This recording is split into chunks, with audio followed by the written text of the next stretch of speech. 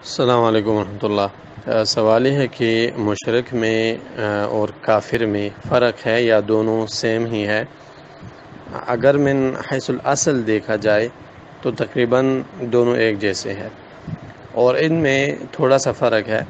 مشرک اسے کہا جاتا ہے جو اللہ تعالیٰ کے ذات اور دین کا منکر نہیں ہے، لیکن اللہ تعالیٰ کے ساتھ کسی اور کو شریک بناتا ہے، اسے مشرک کہا جاتا ہے۔ یہ شرک سے ہے، اور شرک کا مطلب ہوتا ہے حصہ دار۔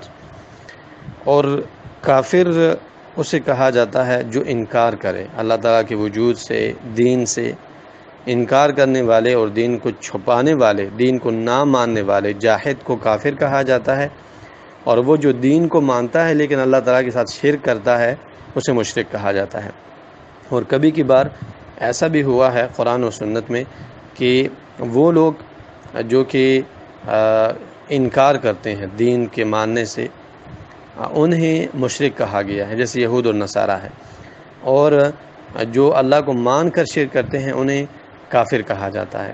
پھر ان میں سے یہود اور نصارہ وہ ہے جو کہ جنہیں آسمانی کتابیں دی گئی ہے، اور وہ کافر بھی ہے اور مشرک بھی ہے۔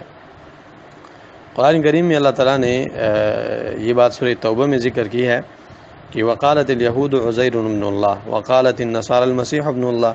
یہودیوں نے کہا کہ عزیر اللہ کا بیٹا ہے، اور کرسچنز نے کہا کہ عیسیٰ علیہ السلام اللہ کا بیٹا ہے۔ اب یہ باتیں کہ عزیر علیہ السلام کو اللہ کا بیٹا ماننا اور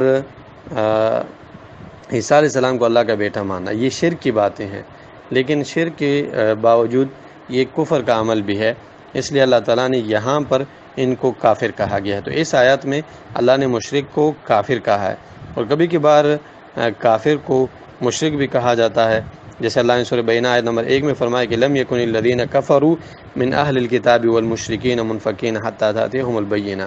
تو اس آیت میں اللہ تعالیٰ نے کافروں کو مشرک کہا ہے جو کہ دین کو نہیں مانتے، کیونکہ یہود اور نصارہ دین اسلام کو نہیں مانتے، لیکن اس دین کے نہ ماننے کو اللہ تعالیٰ نے یہاں کہا کہ یہ شرک کا عمل ہے۔ السلام علیکم ورحمۃ اللہ۔ سوال یہ ہے کہ مشرک میں اور کافر میں فرق ہے یا دونوں سیم ہی ہے؟ اگر من حیث الاصل دیکھا جائے تو تقریباً دونوں ایک جیسے ہیں۔